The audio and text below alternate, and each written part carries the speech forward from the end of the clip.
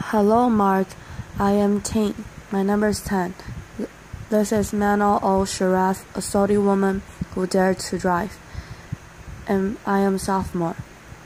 Allow me to start this talk with a question to everyone. You know that all over the world, people fight for their freedom, fight for their rights. Some battle oppressive governments, other battle oppressive societies. Which battle do you think is harder? Allow me to try to answer this question in the few coming minutes. Let me take you back 2 years ago in my life. It was the bedtime of my son, Abudi. He was 5 at the time. After finishing his bedtime rituals, he looked at me and he asked a question. Mommy, are we bad people? I was shocked. Why do you say such things, Abudi? Earlier that day, I noticed some bruises on his face that when he came from school, he wouldn't tell me what happened. He was ready to tell. 2 boys hit me today in school. They told me, we saw your mom on Facebook. You and your mom should be put in jail. I've never been afraid to tell Abudi anything. I've been always a proud woman of my achievement. But those crushing eyes of my son were my moment of truth, when it all came together. You see, I'm a Saudi woman who had been put in jail for driving a car in a country where women are not supposed to drive cars. Just for giving me his car's keys. My own brother was detained twice, and he was harassed to the point he had to quit his job as a geologist, leave the country with his wife and 2-year-old son. My father had to sit in a Friday sermon listening to the imam condemning women drivers and calling them prostitutes amongst tons of worshippers. Some of them are friends and family of my own father. I was faced with an organized defamation campaign in the local media combined with false rumors shared in family gatherings, in the street, and in schools. It all hit me. It came into focus that those kids did not mean to be rude to my son. They were just influenced by the adults around them. And it wasn't about me. And it wasn't a punishment for taking the wheel and driving a few miles. It was a punishment for daring to challenge the society's rules. But my story goes beyond this moment of a truth of mine. Allow me to give you a briefing about my story. It was May 2011, and I was complaining to a work colleague about the harassment I had to face trying to find a ride back home. Although I have a car and an international driver's license, as long as I've known, women in Saudi Arabia have been always complaining about the ban, but it's been 20 years since anyone tried to do anything about it. It's a whole generation ago. He broke the good or bad news in my face, but there is no law banning you from driving. I looked it up, and he was right. There wasn't an actual law in Saudi Arabia. It was just a custom and tradition that are enshrined in rigid religious fatwas and imposed on women. That realization engendered me the idea of June 17, where we encourage women to take the wheel and go drive. It was a few weeks later, we started receiving all this. Men wolves will rape you if you go and drive. A courageous woman, her name is Najila Hariri. She was a Saudi woman in the society of Jeddah. She drove a car and she announced, but she didn't record a video. We need proof. So I drove. I posted a video on YouTube, and to my surprise, it got hundreds of thousands of views the first day. What happened next, of course? I started receiving threats to be killed, raped, just to stop this campaign. The Saudi authorities remain very quiet. That really creeps us out. I was in campaign with other Saudi women and even men activists.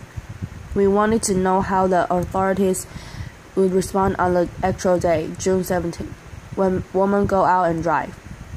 So this time, I asked my brother to come with me and drive by a police car. It went fast. We were arrested, signed a pledge not to drive again, released, arrested again. He was sent to detention for 1 day, and I was sent to jail. I wasn't sure why I was sent there because I didn't face any charge in the interrogation, but what I was sure of was my innocence. I didn't break a law, and I kept my abaya. It's a black cloak we wear in Saudi Arabia before we leave the house, and my fellow prisoners kept asking me to take it off, but I was so sure of my innocence. I kept saying, "No, I'm leaving today." Outside the jail, the whole country went into a frenzy. Some attacked me badly, and others supportive, and even collecting signatures in a petition to be sent to the king to release me. I was released after 9 days. June 17 comes. The streets were packed with police cars and religious police cars, but some 100 brave Saudi women broke the ban and drove that day. None were arrested. We broke the ban. We broke the taboo. So I think by now, everyone knows that we can drive, or women are not allowed to drive in Saudi Arabia. But maybe if you know why, allow me to help you answer the question. There was the official study that was presented to the Shura Council. It's the consultative council appointed by the king in Saudi Arabia, and it was done by a local professor, a university professor. He claimed it's done based on a UNESCO study, and the study states the percentage of rape, adultery, illegitimate children, even drug abuse, prostitution in countries where women drive is higher than countries where women don't drive.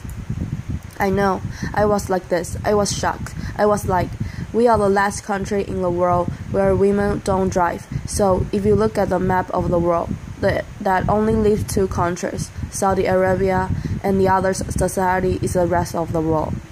We started a hashtag on Twitter marking the study, and it made headlines around the world. BBC News, end of virginity if women drive, Saudi cleric warns. And only then we realize it's so empowering to mock your oppressor. It stripped it away of its strongest weapon, fear. The system is based on ultra-conservative traditions and customs that deal with women as if they are inferior, and they need a guardian to protect them. So they need to take permission from this guardian, whether verbal or written, all their lives. We are minors until the day we die. And it becomes worse when it enshrines in religious fatwas based on wrong interpretation of the Sharia law or the religious laws. What's worse, when they become codified as a laws in the system, and when women themselves believe in their inferiority, and they even fight those who try to question these rules. So for me, it wasn't only about these attacks I had to face. It was about living two totally different perceptions of my personality, of my person. The villain back in my home country and the hero outside. Just to tell you, 2 stories happened in the last 2 years. One of them is when I was in jail. I'm pretty sure when I was in jail, everyone saw titles in the international media, something like this during these 9 days I was in jail. But in my home country, it was a totally different picture. It was more like this. Manal al-Sharif faces charges of disturbing public order and inciting women to drive. I know. Manal al-Sharif withdraws from the campaign. It's okay. This is my favorite. Manal al-Sharif breaks down and confesses foreign forces incites me. And it goes on. even trial and flogging me in public. So it's a totally different picture.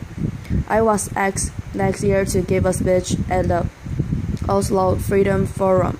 I was surrounded by this love and the support of people around me, and they look at me as an inspiration. At the same time, I flew back to my home country. They hated that speech so much. The way they called it, a betrayal into the Saudi country and the Saudi people.